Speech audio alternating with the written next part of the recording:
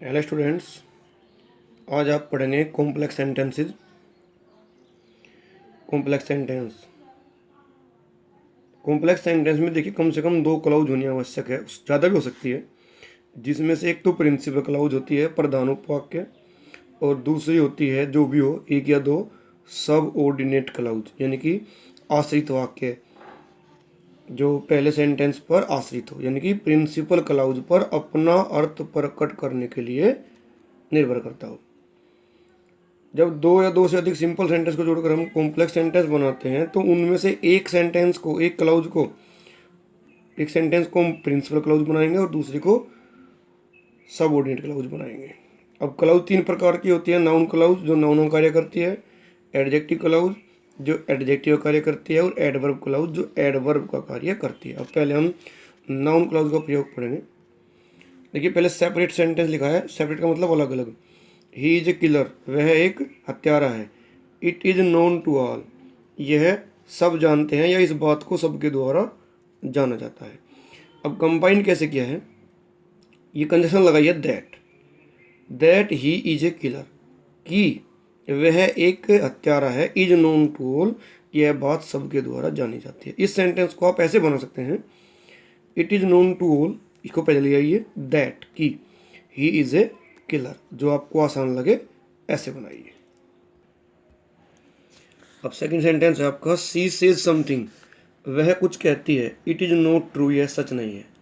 अब इसका मतलब यह है कि जो कुछ वह कहती है वह सच नहीं है। और जो कुछ की अंग्रेजी आप लगाएंगे स्टूडेंट्स, वाट। देखिए वाट शुरू में लिख दिया है। अब वाट का मतलब है समथिंग के लिए भी वाट आ गया है। वाट आने के बाद समथिंग हट जाएगा। वाट सी सेज, और ये इज नॉट ट्रू, क्योंकि अब सब्जेक्ट इसका वाट सी सेज बन गया है तो इट की जरूरत नहीं है। What she says is not true, जो कुछ वह कहती है सच नहीं है। Someone has picked up my pocket, किसी ने मेरी जेब काट ली है। आई डो नॉट नो, मैं नहीं जानता हूँ। तो हम कहेंगे कि मैं नहीं जानता हूँ कि मेरी जेब किसने काट ली है। और किसने या जो या जिसने की अंग्रेजी लगाते हैं हम वो, तो समवन की जगह आपका आ जाएगा वो। आई डो नॉट नो, ये वहाँ से सेंटेंस आया है। वो समवन की जगह has picked up my pocket, ये आपका कॉम्प्लेक्स सेंटेंस बन गया। दो क्लाउज है, एक आई डो नॉट नो और एक वो has picked up my pocket.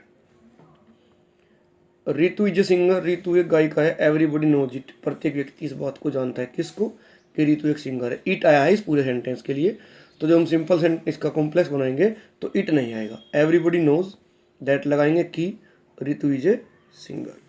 C may be a dancer, I can not see. अब जिस सेंटेंस में ये हो कि मैं नहीं कह सकता हूँ या मैं नहीं जानता हूँ, वहाँ कंजक्शन दैट नहीं आएगी, वहाँ इफ़ या वेदर आएगा, जो आप इनडायरेक्ट में यूज करते हैं। कि क्या अर्थ होता है, तो आई कैन नॉट से पहले ले आए इफ़, सी और मे बी को चेंज कर देंगे हम सब्जेक्ट के अनुसार, इज एम या आर में। I can not say if she is a dancer, मैं नहीं कह सकता हूँ कि क्या वह एक नर्तकी है। He says something, please listen to it. अब समथिंग के लिए क्या यूज करना है हमको, वाट, यानी कि जो कुछ। प्लीज इंपरेटिव सेंटेंस है, पहले इसको लाएंगे, प्लीज लिसन टू। अब इट आया है इस पूरे सेंटेंस के लिए, इट को नहीं लगेंगे। प्लीज लिसन टू समथिंग के लिए वाट और he says. Please listen to what he says, कृपया जो कुछ वह कहता है उसको सुनिए।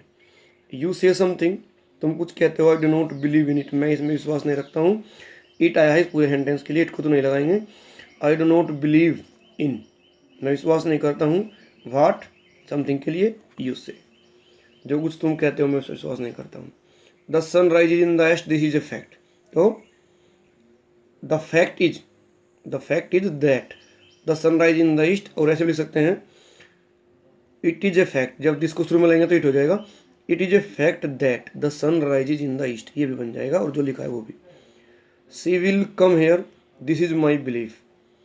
तो एक तो ऐसे कर सकते हैं, it is my belief that she will come here, और जो किताब में लिखा है my belief is that she will come here, मेरा विश्वास है कि वह यहाँ आएंगे।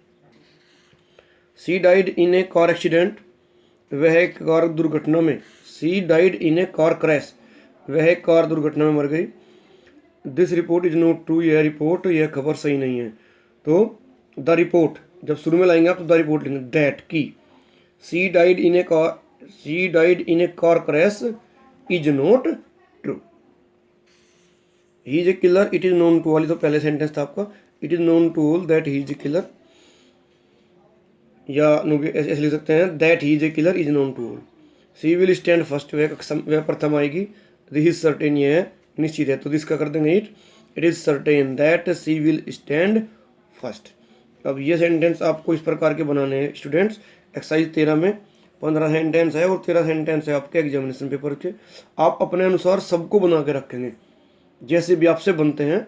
कल मैं इनके आंसर बोलूँगा, फिर आपको ये मिलाने हैं, और अगर कोई बात समझ में ना आए तो आप मुझसे पूछ सकते हैं। अब इसको आप कीजिए।